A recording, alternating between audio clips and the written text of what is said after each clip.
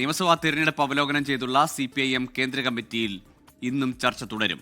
കഴിഞ്ഞ ദിവസം നടന്ന ചർച്ചകളിൽ സംസ്ഥാനത്തിനകത്തും പുറത്തുനിന്നുമുള്ള കേന്ദ്ര കമ്മിറ്റി അംഗങ്ങൾ നേതൃത്വത്തിനെതിരെ കടുത്ത വിമർശനം ഉന്നയിച്ചിരുന്നു.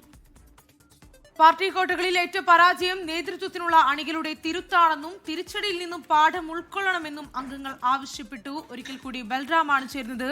ബൽറാം, നേതൃത്വത്തിനെതിരെ വലിയ രീതിയിലുള്ള വിമർശനം ഉയരുന്നുണ്ട്. അതോടൊപ്പം തന്നെ ഭരണവിരുദ്ധ വികാരം ഇല്ല എന്നൊരു കാര്യം കൂടി പറയുന്നുണ്ട്. അങ്ങനെ നിരവധി കാര്യങ്ങളാണ് കേന്ദ്ര കമ്മിറ്റിയിൽ ചർച്ചയിൽ ഉൾപ്പെടുന്നത്. എന്താണ് വിവരങ്ങൾ?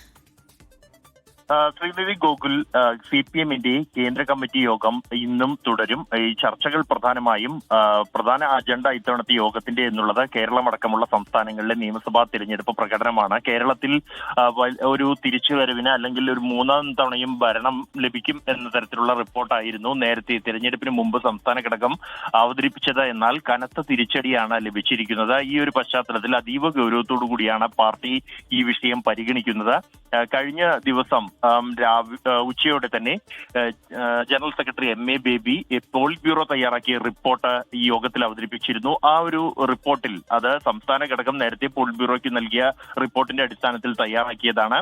ഭരണവിരുദ്ധ വികാരം അല്ല തിരിച്ചടിക്ക് കാരണമെന്നും ന്യൂനപക്ഷ വോട്ടുകൾ UDFന് അനുകൂലമായി ഏകോപിപ്പിച്ചതാണ് കാരണമെന്നുമാണ് വ്യക്തമാക്കിയത്. എന്നാൽ തുടർന്ന് നടന്ന ചർച്ചകളിൽ കേരളത്തിൽ നിന്നും 4 അംഗങ്ങൾ അടക്കമുള്ളവർ പങ്കെടുത്തു. ഈ ചർച്ചകളിൽ കേരള അംഗങ്ങളും പുറമേ നിന്നുള്ള അംഗങ്ങളും എല്ലാം തന്നെ സംസ്ഥാന നേതൃത്വത്തിനടക്കം എതിരെ കടുത്ത വിമർശനങ്ങളാണ് ഉന്നയിച്ചത്. പ്രത്യേകിച്ചും ഈ വിമതർ മത്സരിച്ച മണ്ഡലങ്ങളിൽ അവർ വിജയിച്ചത് അത് പാർട്ടി കോട്ടകളാണ് തകർക്കപ്പെട്ടത്.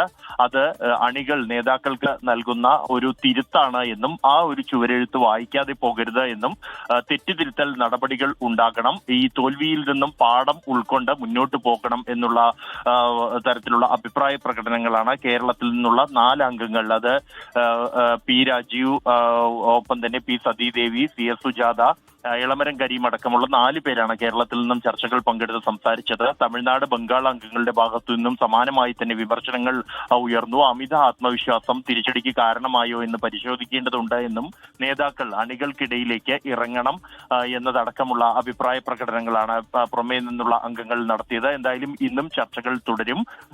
60ഓളം കേന്ദ്ര കമ്മിറ്റി അംഗങ്ങൾ ഈ ചർച്ചകളിൽ പങ്കെടുത്ത് സംസാരിക്കുന്നുണ്ട്. അതുകൊണ്ട് തന്നെ നിർണായകമായ വിശകലനങ്ങൾ ഈ യോഗത്തിൽ ഉണ്ടാകും. തെറ്റിതിരുത്തൽ നടപടികളുടെ അടിസ്ഥാനം ഈ നടക്കുന്ന ചർച്ചകളായിരിക്കും എന്നുള്ളതും ശ്രദ്ധേയമാണ്. എന്തായാലും അതേസമയം പ്രതിപക്ഷ നേതാവ് പിണറായി വിജയൻ ഈ യോഗത്തിൽ പങ്കെടുക്കുന്നില്ല. ആരോഗ്യ കാരണങ്ങളെ തുടർന്ന് യോഗത്തിൽ പങ്കെടുക്കുന്നില്ല എന്നാണ് അദ്ദേഹം അറിയിപ്പ് നൽകിയിരിക്കുന്നത്.